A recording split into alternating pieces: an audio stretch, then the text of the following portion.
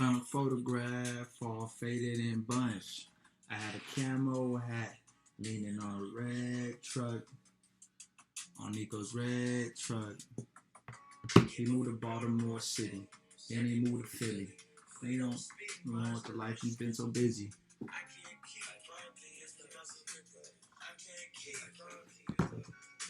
I rode my bike to the YMCA, got my first paycheck, working at the daycare. It was rain on the way that I love the smile, so I just inhale. Night fell, the big moon rising in the river that night fell. Forget the way it felt. Hello. It is late. It is 1:11 a.m. Date September 15th. I got pretty butthurt because I made one of these and it didn't. You know what? Just in fucking case, actually, if I learn my fucking lesson, I'll just record myself on here as a precautionary measure. Look at that. We're learning. All right. Yeah, I got pretty butthurt because I made one of these and it didn't go through. And by didn't go through, which is a big ass statement, my photo booth thing that I used to record hates me, and I made a really dope 15-minute video and it didn't get saved. And I got pretty pissed off, and so I kind of was like, fuck this. And, you know, part of me feels like it's a practice in non-attachment, which is good. And at the end of the day, the goal of this is just to sort of vent and get things off my chest. But at the same time, it would be nice to look back and have these be saved because, I don't know. Maybe that's me just being attached to some outcome. I don't know. It's hard to say. But I wanted to make this video because, you know, I think I've been struggling with having consistently like good mental health and feeling good about things. And today was actually like a really, really good day. I think, like, you know, sometimes I ask myself, like, what even is a good day versus a bad day?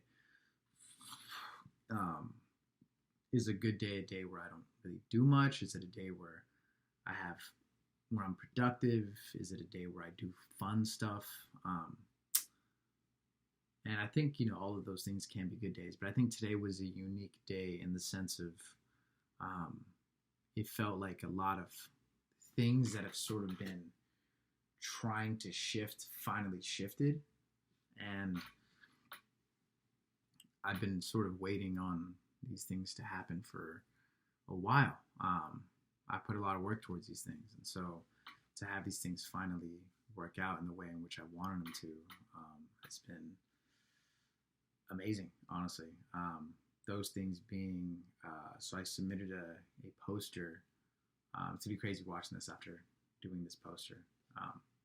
Still feels so surreal. I still feel like I can't even imagine myself ever presenting at a conference.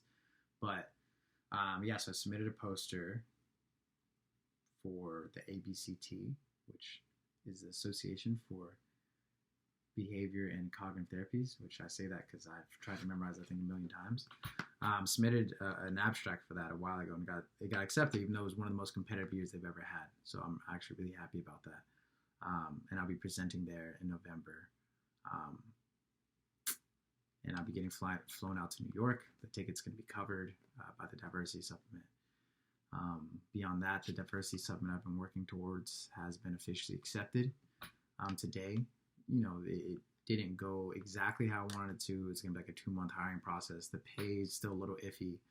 But overall, that's just like, it's a supplement. It's a plus. At the end of the day, all I wanted was the opportunity to be able to do research to get into grad school and have authorship. I have that already. Like, now this is just some plus thing of like getting paid for that, which to me is just like extra. That's amazing on top of everything, but it's not even necessary. You know, there's so many people who don't get paid to work on the research. It's honestly, it's a luxury. Like, I'm actually getting some luxury. And to be mad about this would be to be mad about some really crazy luxury that I don't even really necessarily deserve, not more than anybody else. So to be mad about that to me seems almost frivolous. It's a win. It's a win's win.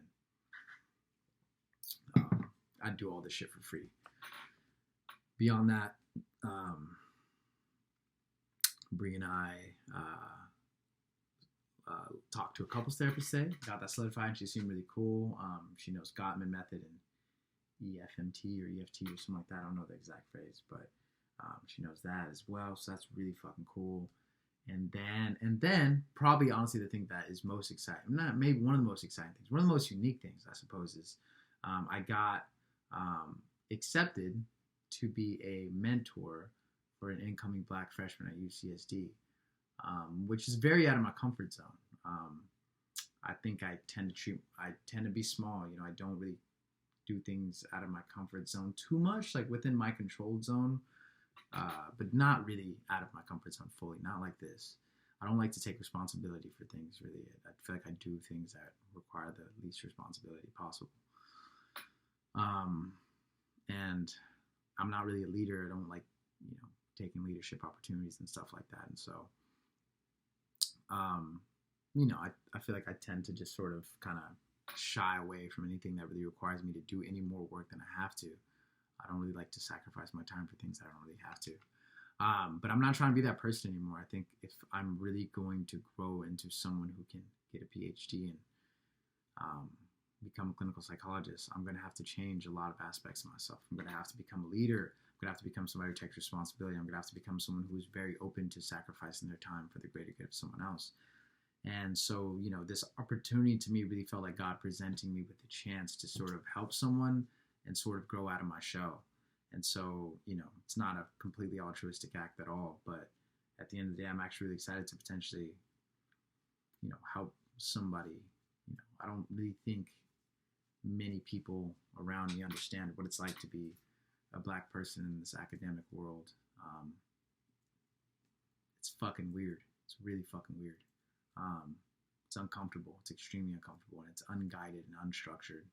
And so having someone there for you like that is, I think it can be huge. I can't imagine what that would have been like for me. And I'm so lucky to have friends, but especially with the way it seems like UCSD is right now and academia is right now with COVID, it's like people don't even have friends to talk to. So I don't know. I feel like I could do, you know, at least some good with this. And like, I feel like I've learned a lot of things and I have a lot to pass on, and I should stop just being so fucking small, dude. I just make myself so much smaller than I have to be. Like, I just need to be confident. I have to believe that I have something to offer to the people around me and that I actually can make a positive change, because I just don't believe in myself, man. I really don't. And I think I know deep down I have so much to offer to the people around me. I just need to stop playing small and figure out a way to play a big game without getting a big head. Because I feel like that's sometimes why I stray away from things as well too, because I can just get arrogant about shit. And so, yeah, man, I'm excited. I'm really, really excited. You know, life has been just extremely tough lately, and I feel like I've just felt very stuck for a long time. But I've been making changes, man. I've been doing things. I've been trying to grow more than I have in a really long time. You know, this tomorrow it's going to be a month and a half I haven't drinking. It's been fucking incredibly difficult. Maybe one of the hardest things I've done in a long time. I still have cravings to drink, to be honest. It's not like gone at all. I very much still have cravings, and I don't know how long I'll go with this. I don't know if I'll keep it completely absolute, no alcohol for a year, 6 months. I mean, honestly, you know, who knows? I might have a beer in New York to celebrate, whatever. We'll see. But regardless,